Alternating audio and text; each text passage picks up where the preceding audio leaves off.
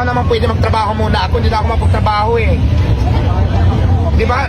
Di ba sabi ko may time naman para sa interview ng vlogging, sa picture. Bigyan nyo naman akong time para makakilos ako sa tindahan ko kasi mas priority sa akin yung tindahan ko. Paano ko yan ma-handle? Kung dyan na lang ako nakarap sa camera nyo. Tama po ba?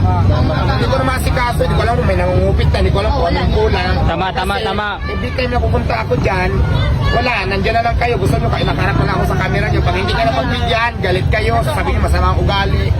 Nakapokus ako sa tindahan ko. Tama. Di ba po sana po maintindihan nyo ako?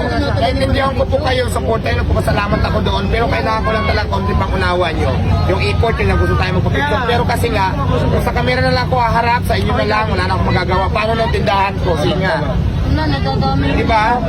Yun lang naman yun, hindi naman siguro mahirap pakiusap. Mag-ano tayo, magtulungan, magpakisamahan. Kasi hindi naman pwede dyan na lang sa camera nyo, wala na akong magagawa. Kayo kikita kayo sa vlogging nyo, paano ako sa tindahan ko. Di ba? Kikita kayo ng reels nyo, kikita kayo sa lahat ng gusto nyo dyan. Wala naman akong pakialam sa kita nyo. Pero sa akin lang naman, bigyan naman ako ng time kasi parang hindi na normal para makapagtrabaho ako dito. Kasi nagdinegosyo po ako eh. Di ba po? Nagdinegosyo po ako. Yun lang naman eh.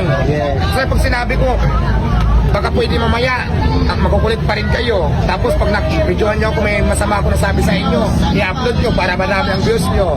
Naging masama ako, di ba? Attitude na, ugali na, lumalabas ang tunay na kulay. Yan ang mga upload nyo, di ba? Kasi gusto nyo maraming views para kumita kayo. Pero sana naman maintindihan nyo ako. Yun lang naman yun eh.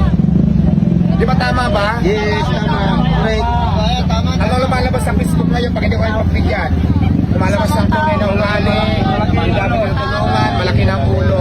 Ngayon, naikiusap na naman ko sa inyo, baka pwede pagbigyan nyo naman ako para magpagtrabaho. Yun lang naman eh. Katulad ngayon, nandito ako para ako nakakulong. Kasi pag lumabas ako dyan, nandiyan kayo, hindi na lang ako makapagtrabaho. Yun lang naman yun eh. Para siya nasa preso na eh. Ngayon, natatakot ako ay kasi kasuhin ko yung mga kulang dyan, yung tao ko nandiyan pa ba sa puso. Hindi ko magawa kasi nandiyan kayo. Gusto nyo sa kamera na lang kayo lagi. Yun lang naman eh. Nagbibigay ako ng time para sa interview, para sa mga picture-picture, pero bigyan naman ako ng oras para mapagtrabaho. Yun lang naman yun eh. Yun lang nga, maraming salamat. Sige po.